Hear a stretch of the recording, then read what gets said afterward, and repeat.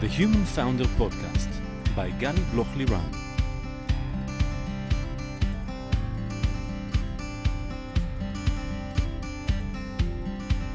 Hi, I'm Gali Bloch-Liran and welcome to The Human Founder, the podcast where we speak about the mental aspects of the entrepreneurial journey. Entrepreneurs often describe the emotional roller coaster that is embedded in being an entrepreneur or investor. When you experience the highest of highs, such as when you see the sparks and gratitude from your users that fuels your entrepreneurial journey, and the lowest of lows when you close your first startup and part ways with your co-founder and team. And it's from that place of uncertainty, the need to constantly self-manage ourselves, keep up our energy and be mentally resilient in order to deal with everything. Well, it's not easy. In each episode, I will be talking to entrepreneurs, investors, psychologists. This time I have two in one, being their sounding board, with a goal of creating a space for this less spoken about layer, which is the mental aspect accompanying the entrepreneurial journey. I will also share tips and tricks to help boost your focus, clarity, and mental resilience. Today, I have the pleasure of speaking with Alex Frenkel. Hey, Alex, it's really, really great to see you here again. Happy to be here. Alex, you're a combination of entrepreneur, product builder, businessman, clinical psychologist, amazing conversationalist, amazing listener, and a leader in your being. After many years of leading product development in various startups like Get, Sears, King, Kulo, today you lead together with your wonderful co-founders, Netanel Lev and Ziv Shalev, Kai, which is an AI digital companion for teenagers to improve their mental health. You were my very first interviewee and believer in this podcast, and we work closely together for a few years now to create a mentally healthier world with Kai. So I'm really, really excited and happy to have you here one more time. Thank you for having me. So maybe take us a little bit to the beginning, to your journey as an entrepreneur. You began as a psychologist, what happened there, and the pivot that you made into the entrepreneurship world. Yeah, so I majored in clinical psychology in Beersheba, and I was on the track, all in, 2 clinics, teaching psychology, psychotherapy, working at 2 schools, doing the diagnostics. And it was a very meaningful journey with a positive impact on lives of people. And the switch to tech was by mistake on many levels. Good mistake. Maybe. Yeah, like I wasn't aware that this world existed. I knew that working as a psychologist can be very hard with many different positions, not enough time, more people that needed help than the system could provide, and many challenges, but this ability to use technology to impact lives of millions of people or to impact lives at scale by using technology is something that was part of movies and not of real life. And then I had an amazing co-founder. We were building something in weekends and during nights. And we had an investment offer, and I told the team in the clinic that yes, I'm going to going for it. Yeah, going to go on this adventure, not knowing what's ahead, and I'll sell it in a year or two and come back to the clinic and build my own practice in a year or two. yeah, exactly. And nothing of that happened. It's like Alice in Wonderland. I discovered the new exciting world and amazing people, lots of potential for impact, and I stayed. Speaking about choices, did you feel in the beginning that you're making a very difficult choice at that stage, that in a way, although you thought you're going to come back to it, but in a way you left the psychology world and pivot into the tech world, not knowing that you'll come back for sure. And it's a total change in the way we work, in what we do, in the people and method of work. It's totally different. So Maybe it's not that different. Eventually, companies are all about people. And I think that the background in psychology really helped me in recruitment, in building strong, positive teams. And probably being a therapist for so long increased the level of empathy that is so needed when you need to understand user experience and build products that are actually used by real people. And this weird witchcraft of like intuition of, no, that doesn't feel right. Let's do that again because it can be better. So the setting is very, very different. It's not the one-on-one in the clinic, 50 minutes once a week. It's a daily hassle with a large team, but the essence is always about the people. It's a really good answer, and it's my perspective on things as well, because at the end, as cliché as it will sound, it's all about people and the people that work with us, the different stakeholders, the investors, the co-founders, the teams, the users, our partners at home. It's all about the way we communicate with them, we engage them, we read between the lines and the small nuances in order to understand what's going on there. And you really bring a lot of value and experience into this, into leadership and building products. And it goes together. So for quite some time, you were leading product teams within various startups. And when was the point that you decided that you want to leave it all, launch your own company, build your own startup with a very, very specific goal of combining actually your previous world of psychology with your current world of tech and entrepreneurship? So like anything in life, it's always a combination. Like for me, it was always a question of when to go back and build a company I believe in. And I knew that I had a lot to learn. So going to work for other amazing companies and learning from amazing teams was super important in understanding company building, product building. There are so many aspects. So it was very, very clear that it's going to happen, and I needed time to learn. And then Kai started because the time was right. My last company closed their operation in Israel, and I had Nathaniel as an amazing co-founder, and he was willing to join this adventure with me. And we started by building or testing many different ideas that weren't Kai.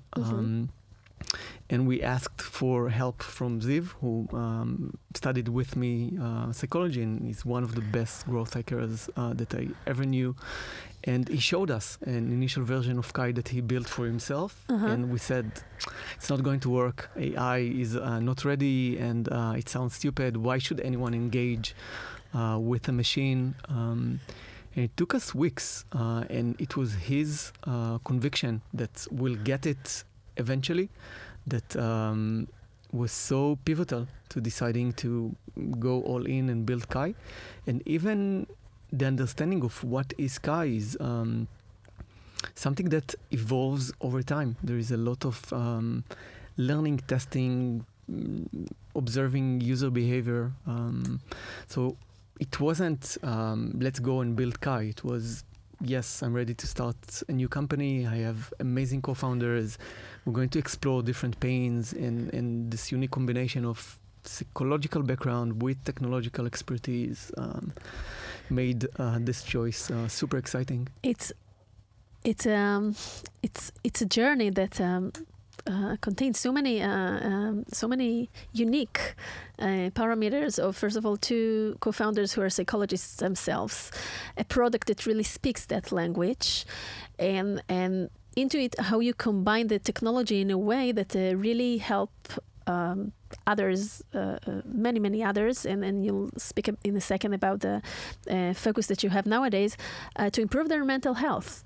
So there are many startups nowadays, especially after COVID, that evolved from this enormous pain that there is. Maybe you'll share with us some data about what's going on nowadays, with adolescents and with teenagers, and how they feel anxiety and depression, and how loneliness is really, really got, the feeling of loneliness is really immersive after COVID. So maybe share with us a little bit on this.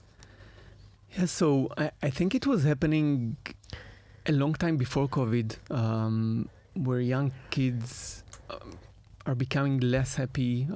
Today, it's like 1 out of 3 will experience severe sadness, anxiety, depression this year, which is mind-blowing. And it's even higher with teenage girls than boys.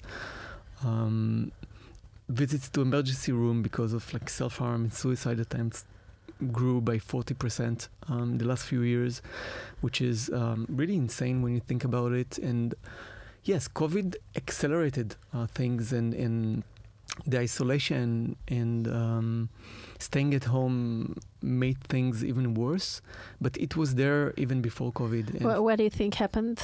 I mean, what are the origins of it? I think that many times there is distress in the day-to-day home life, and this ability to go out and spend time in school and in other like activities was very, very helpful. And with COVID, you had to go back to like the base home interaction 24/7, everyone together, with tons of uncertainty, with not enough nature, sun, everything changed. I think about myself, and I think about you and my friends and people in the same age that are parents to children. And before being professionals and executives and founders and whatever, first and foremost, we're parents to our children, those who have children or small brothers or sisters. And this thought that we don't necessarily really know what is going on in their mind and in their heart and in their life. And even if I see myself as a very talkative mom, and I do encourage them to share with me everything that happens, and yet I always tell myself, you don't know, you have no idea if they share with you everything. And maybe they feel stressed, or maybe they had a fight at school, or maybe some girl now felt that other children making jokes in her on how she looks like, or many reasons that can happen. And we as parents, we don't necessarily know what happens. And many situations are much worse than what we think about. And also with COVID and the imbalance of how everything is mixed together, work and life, and we're so busy and we all want to succeed and do many things. So our attention is not always in the right place to what's going on. Yeah, I think you're 100% right. I think part of it is the way they use technology. There was a recent report linked out of Instagram that time spent on Instagram leads to more shame and more depressive feelings. It makes sense because it encourages comparison, and on social media the lives that other people have always look so much better, and I think you're right in that they're not sharing, they're not speaking with adults and sharing their life. They're very, very active online, but many times when we see the need, it's sometimes too late, and no one knows. And with parents being so busy and so stressed themselves, it's probably... In your head as a psychologist, maybe let's begin with it, because many of the founders, at least that I coach and that I'm familiar with, are parents to young children. So from a psychologist's point of view, what would you recommend for parents, also very busy ones, to put an emphasis on in the way they see their children and listen to what's going on in their lives?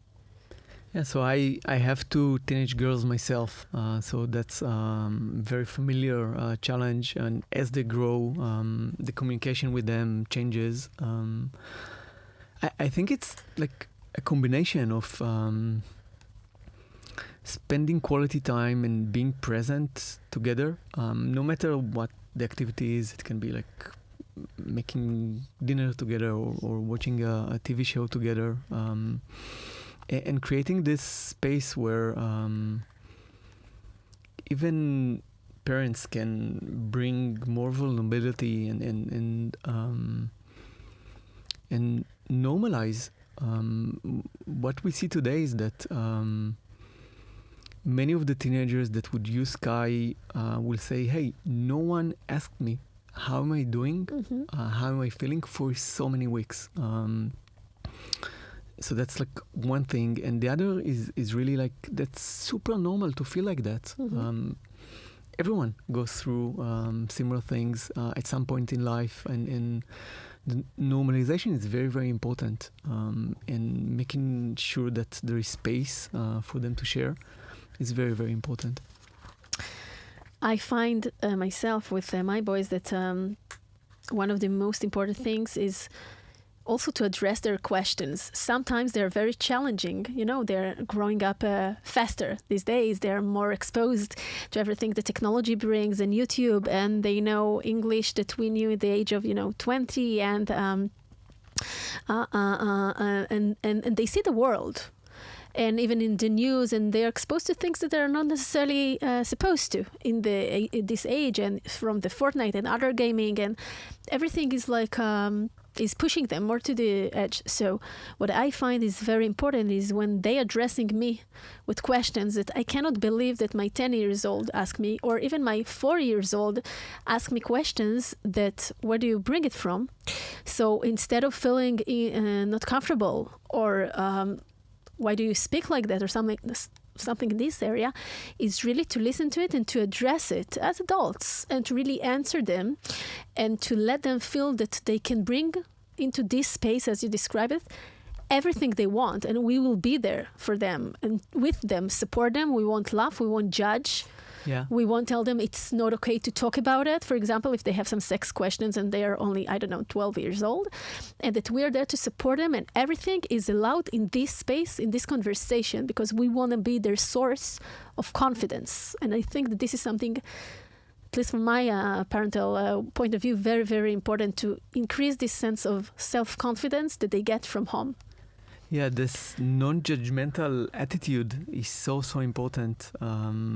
I think sometimes because we love them so much and we care, our instinct is, oh no, that's like not good. You shouldn't do that. But staying in this non-judgmental position is super, super helpful. And yes, some of the topics, like alcohol, can be challenging. And if you wait and not like jump into, no, like that's not allowed, space opens. So that's one thing. The other is there's so many tools and so many things that can help. And it's something that I find super frustrating because we don't teach them what to do with feelings. We don't teach them basic techniques of being able to observe, to journal, to practice gratitude, to meditate, and the alternatives they find naturally or online are not helpful. And I think that there is a huge gap and need in making sure that they have tools, the basic tools. I totally agree, and I want to add 2 points. One is that it's not just complex to the children. Also, sometimes for the parents to be in this kind of conversation with the children, it's complicated, and hence it's very important, to my opinion, also to share it as an adult, as a parent, either with your spouse or friends who are dealing with the same situation, and then you see you're not alone in it, and you also get tools or ways of approaching things from your peers, your parents' peers, that can really, as we said about the children, to normalize it. So also for yourself as a parent, to understand that you're not the only one that is dealing with these things. And the second thing is Dan, my youngest one, so one of the books that he loves the most is some book about feelings, and there is the anger monster and there is the sadness monster, and teaching them to express feelings from a very, very young age and to say, I'm angry now, I'm mad at you, I'm disappointed. It's so, so important because they learn to express themselves and to also that it's okay to feel that way. Yeah. I think that the way we used to think about mental health needs to change. The classic model is something goes wrong and there is acute distress and acute need, and then we'll find the therapist and we'll go like to 12 sessions and we'll heal and everything goes back to normal. And it can't work like that. I think that psychoeducation and preventative practice is needed. I think that we can help them build resilience, help them build psychological flexibility, help them like become familiar with the language of emotions, of thoughts, of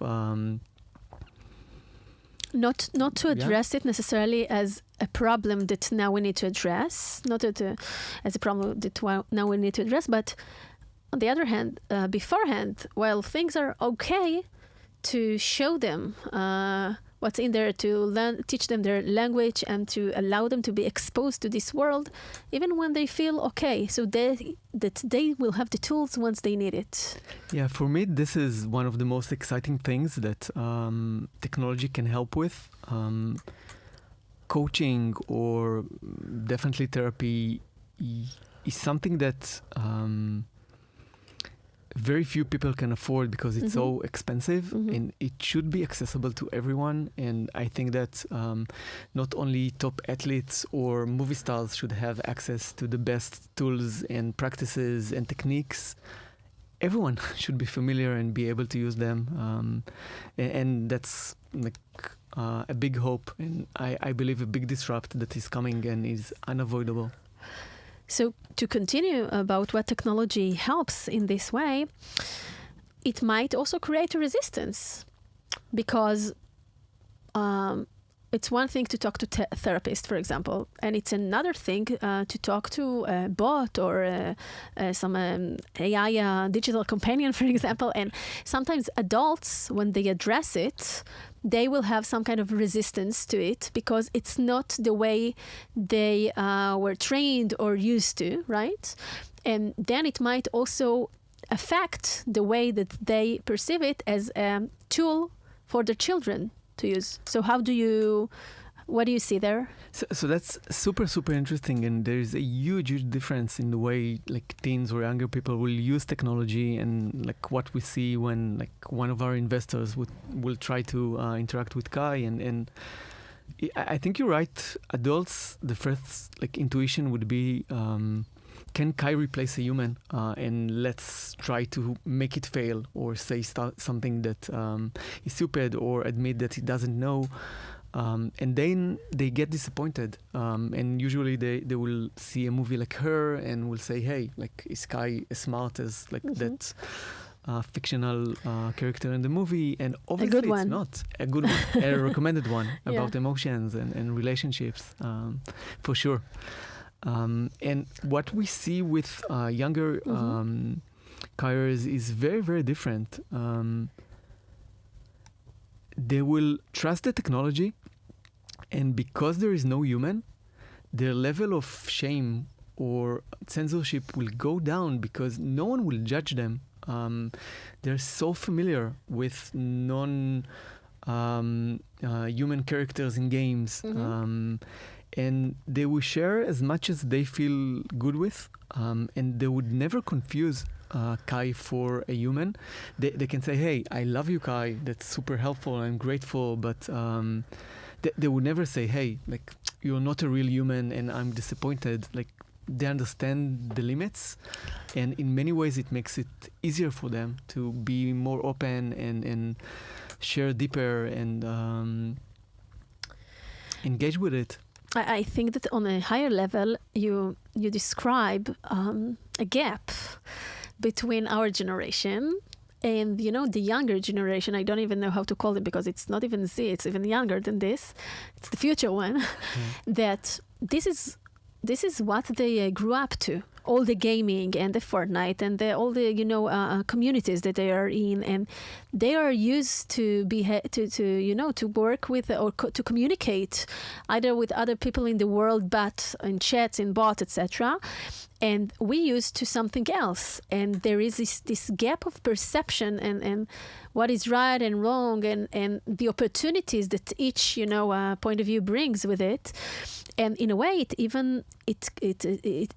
makes them feel safer, because they choose the boundaries and they choose how much to share, and they feel not too exposed to things. And it's a perception that us as adults not necessarily can understand, because we're not used to it, to sit all day long, with a joystick and to play and to be in that way.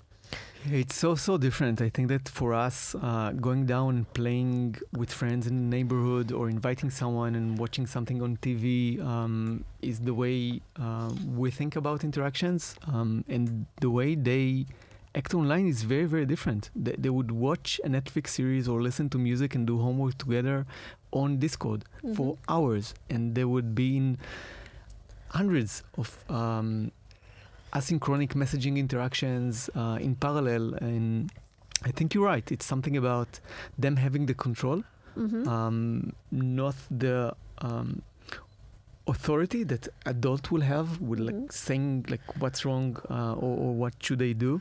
They have the ability to choose how to engage, how much to engage, and it's so different. And it's very hard for us to even imagine that.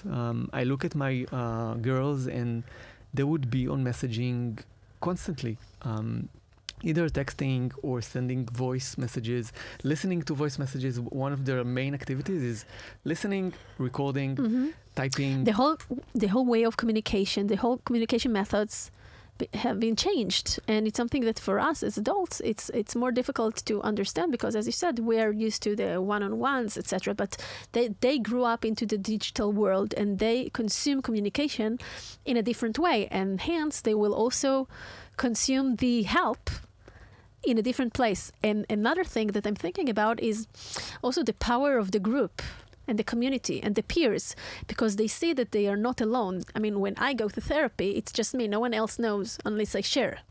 And when they do it, on some kind of servers or with other communities around them, so it's powerful. They're not alone in it. Yeah, for sure. I think that another thing that we're not used to think about is their ability to use avatars. So they have this shield of anonymity. They create their own character, and they interact with other people through this avatar, and they're used to having avatars that are not only human, which is very, very interesting.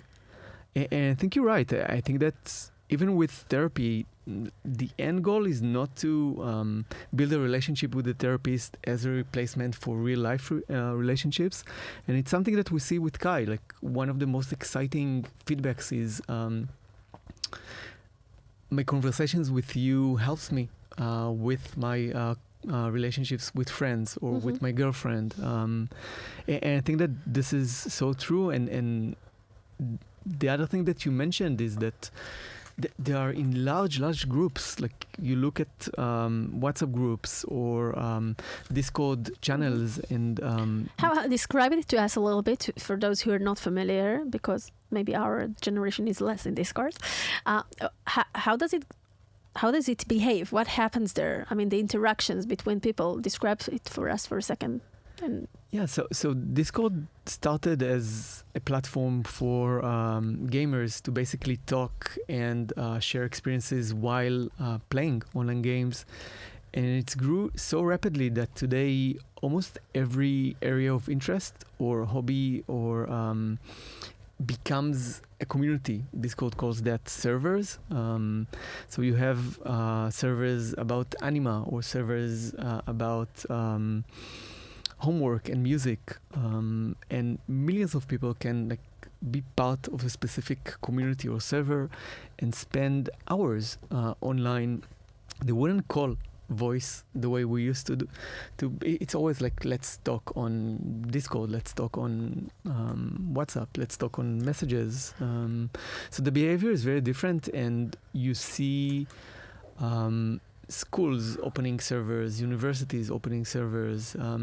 In many ways, Discord is the initial metaverse where like you will have your character, you can be part of many different interactions. Some of them are voice or video, but many of them are only text. And you don't need glasses. You don't need like unique tools and technologies. Like you can do it from your regular mobile phone. And I think it's one of the reasons that I think today around 100 million people are interacting on Discord every single day, and it grows very, very rapidly. But we see the same with Meta's vision for the metaverse. But they had an event last week combining Instagram messaging and WhatsApp messaging and Facebook Messenger, and messaging becomes a new operational system. Like we're used to apps. Kids are not using apps. They're constantly on a different conversational experience, and I think this is definitely part of the future. On the one hand, we appreciate what technology can bring into our lives, and we can definitely help more people at scale in a more affordable prices, etc.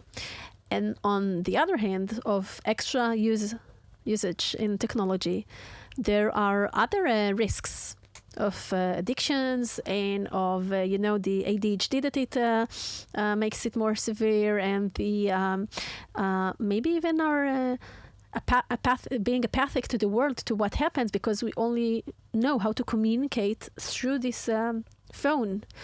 So how do we manage it, and how do we create, both as parents and both as founders that want to create a technology that's supposed to help teenagers, but we don't want to help in one thing and to make damage in the other side? Yeah, I think you're 100% right. Technology is a big part of the problem, and also the solution. And yes, and hopefully there is a way to use technology to do good. And it really depends on founders and companies that are willing to use technology not to increase addiction or to find a better way to sell ads, but to actually use technology to improve the human experience. And one of my favorite companies is Duolingo. And I think that's a great example of using technology at scale to do something very, very good. Like if you remember when we were young, to study a new language, you had to buy private lessons. Helen Doron. Yeah. And then schools became popular. Rosetta Stone in the world, but in Israel probably Berlitz or Wall Street. And Duolingo changed that completely, because they're using big data not only to make it very, very accessible at a way lower price point. It used to cost $5,000 to do a Rosetta Stone course. You can learn a language for free on Duolingo, and one of the side effects is that many more people are learning new languages because it became accessible. We imagine a similar future with Kai. Many more people would have access to the toolbox that coaches and therapists are using at a very different price point.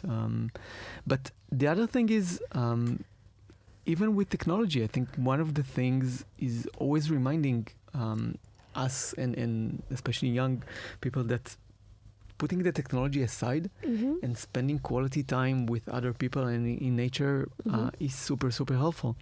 But they need to know that, that getting enough hours of sleep, building daily routines is something that technology can help with. So let's take an example of, let's say, a girl somewhere in the US, a teenage who's now experiencing the way that she looks at herself and the way that she feels with her body, her self-esteem according to the way she looks like, and all of the things and pictures that we see through Instagram and TikTok, and everyone should be super looking good and super hot and super I don't know, and she doesn't feel good with herself. And what Kai, how Kai can help her, what Kai is doing with her. I'm approaching her as a human being, Kai.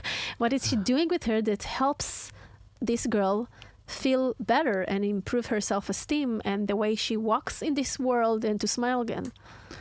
Yeah, so that's very, very interesting. What we learned are two things that were a total surprise. The first one is that that girl, we can give her a name, call her Amanda. Many times she doesn't know that something is wrong, or that like she feels anxious or depressed. And the best call for action we found that works with her is the simple question of, hey, how happy are you right now? Like take a basic assessment. So that's one thing, the awareness that like there is emotional pain or there is need, and it's not and it addresses exactly what you said earlier about asking our children, how do you feel? Yeah, it's exactly that. Yeah, it's not, are you feeling anxious? Are you feeling depressed? Do you need therapy? An open question. Yeah, it's like, how are you doing? And I think that's a very, very important trigger. And the other thing is, yes, like Kai would tell you, I can help. And we can like have this daily communication and so how she helps. Okay, we're going now to have our daily conversation. How many times do we speak, and what do you tell me? Not you're the brain, but or Kai's brain, what she tells me that makes me feel better over time. Yeah, so it's like she would start using it without like a clear goal of let's improve something that is broken.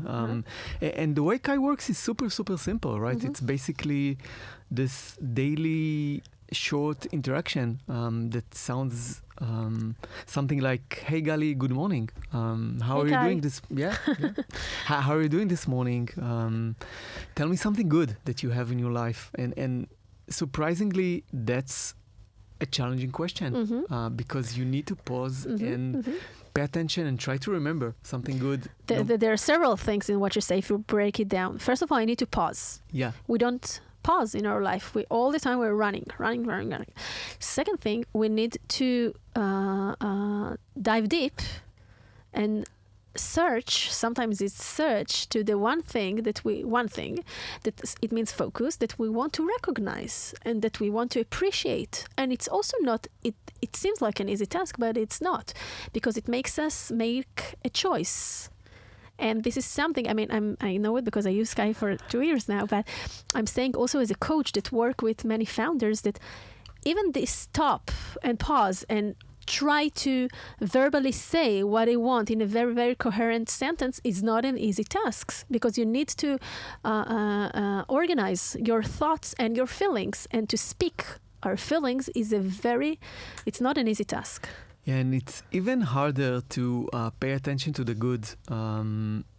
What we know from neuroscience is that all of us experience a negativity bias, negative news, things that can go wrong, things that went wrong in the past are the things that catch our attention. And most of our cognitive focus and time is focusing on the bad things and balancing that with just like proactively paying attention to something good. It can be super, super small, and doing that consistently and building this gratitude practice has so much positive impact, not only on your well-being, but on the experience that people around you will have. And this is a muscle that needs practice. And in the science of happiness, and it is a science, and when checking with fMRI and other tests to see what happens in the brain, so we really see that this practice of gratitude, of acknowledging what happens, really over time makes a difference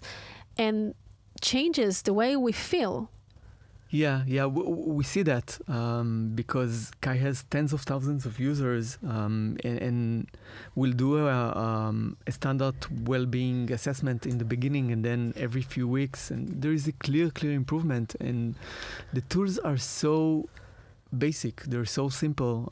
I think that the challenge is to help especially young people, like, be aware that those tools exist, and through their experience know that they have positive impact. So that's like one example. And it will do the same at the end of the day. Hey, Gali, like, the day is almost over. Like, tell me something good that happened today, like one small thing.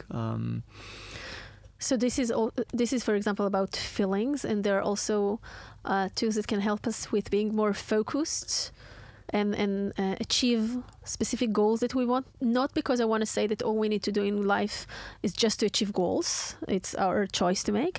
But if we do want and we help ourselves make it happen, then our sense of achievement and our sense of doing what we want and accomplishing things is really getting stronger and better, and that actually fuels what we feel and how we feel about things.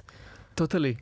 Like, we see that, again, like, I'll mention Duolingo, right? Like, one of the things that is so gratifying is, like, being consistent and achieving progress and feeling that like you're doing better over time. And I got, like, this morning my monthly summary from Kai, because that's the end of the month, and it was a magical moment because it helped me, like, to pause for a second, look at all the things that, like, I achieved in this month practicing with Kai, and it makes a lot of sense.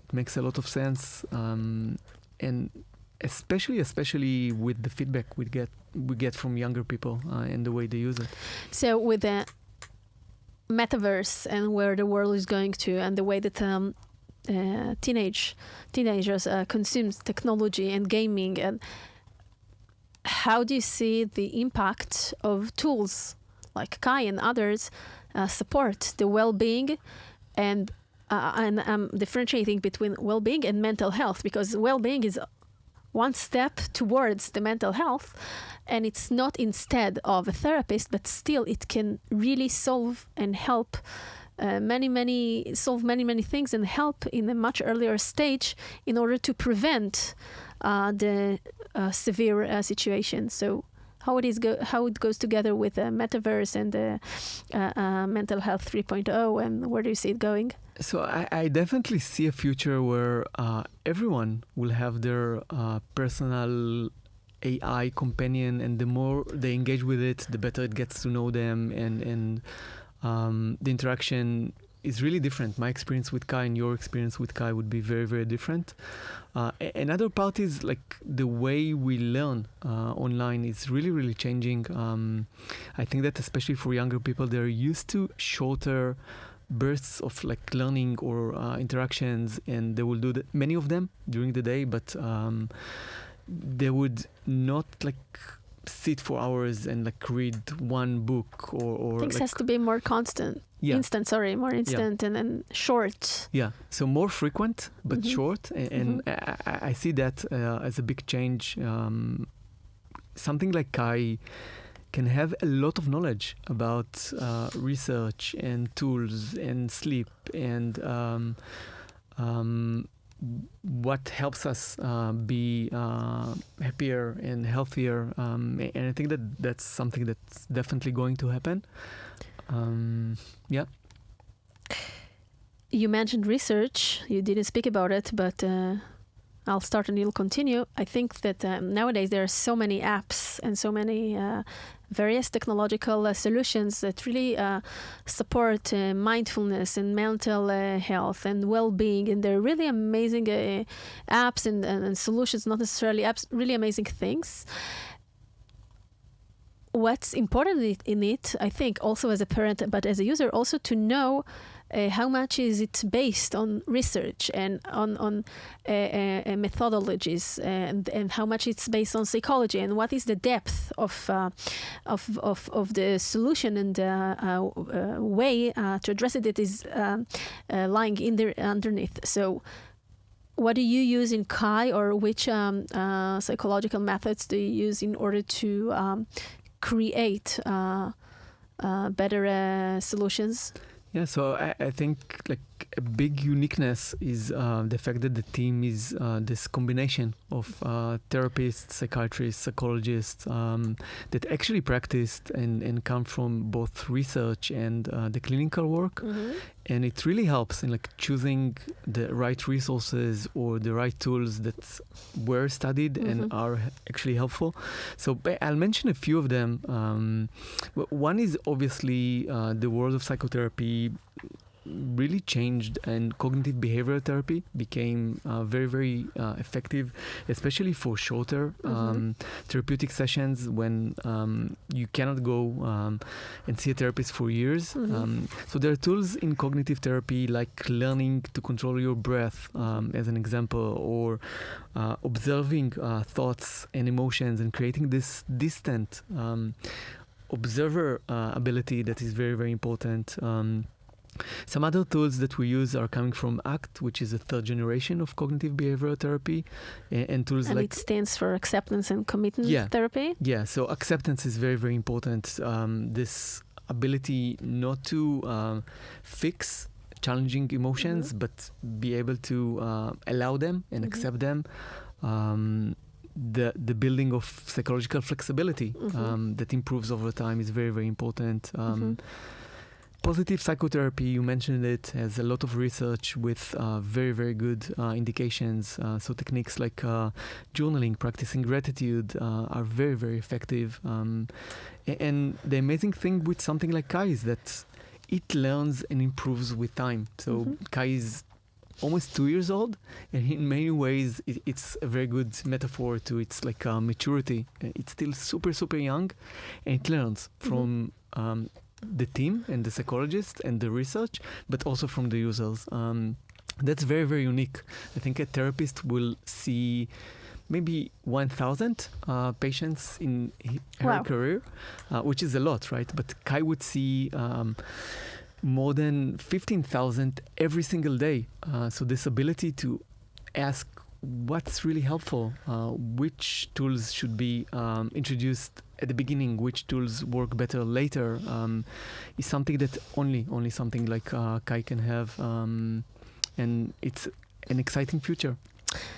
I really think we will hit the pause in a second, but I really think that the main message that I would like, and you can agree or not, to convey from here is that, first of all, as we say, we all have mental health, and we all need to take care of it.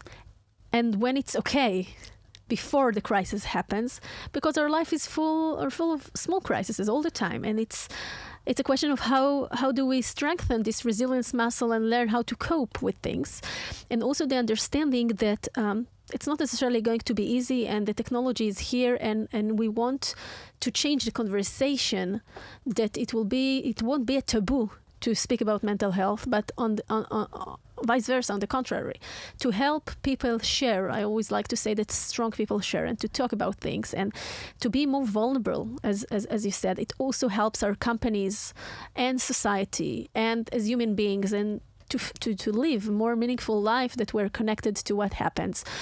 And indeed, with the help of technology and also understanding that the new generation, they think differently, they behave differently, they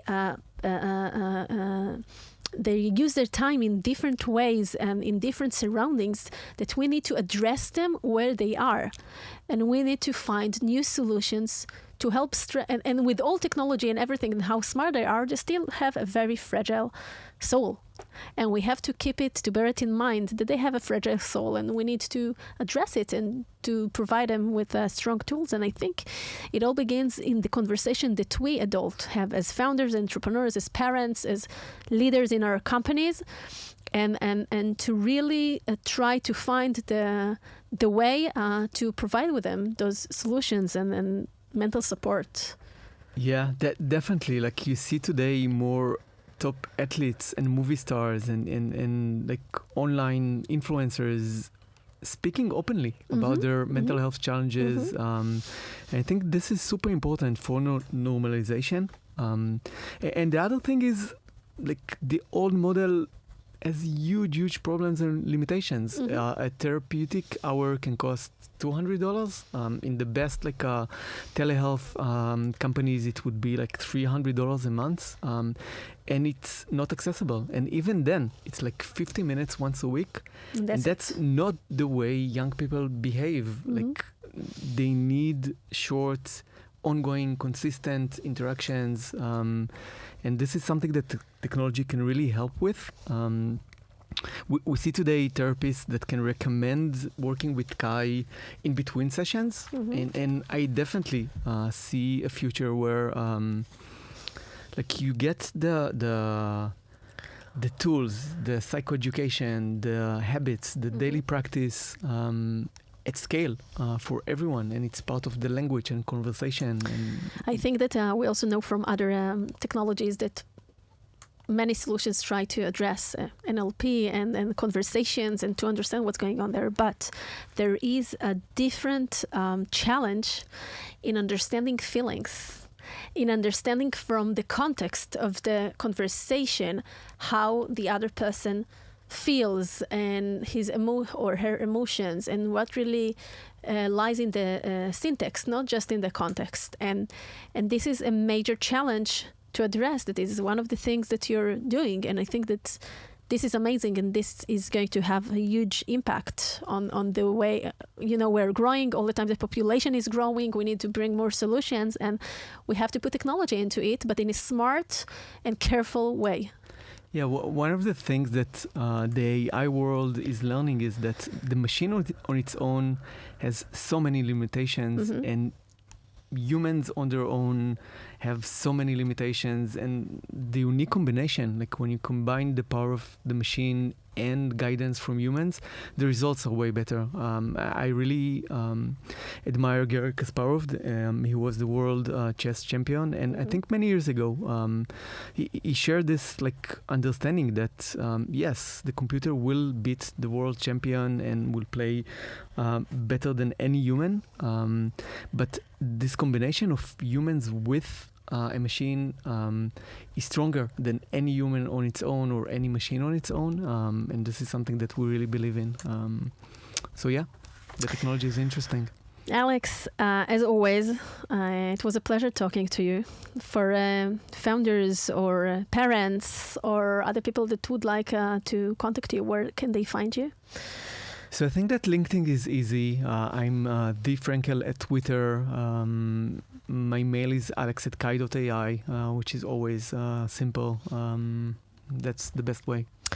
Thank you for coming today, and thank you for doing everything that you're doing. Personally, I admire it, and I really ask you, the listeners, just to take one small from our conversation and really pay attention to the people around us and to our children, and really to ask them and to look them in the eye and to really see how they answer, not just listen to what they answer, of how they're feeling and how they're doing, and to really pay attention and to give a little bit more efforts in there, because it really can help them open up and change their lives. So Alex, thank you for everything.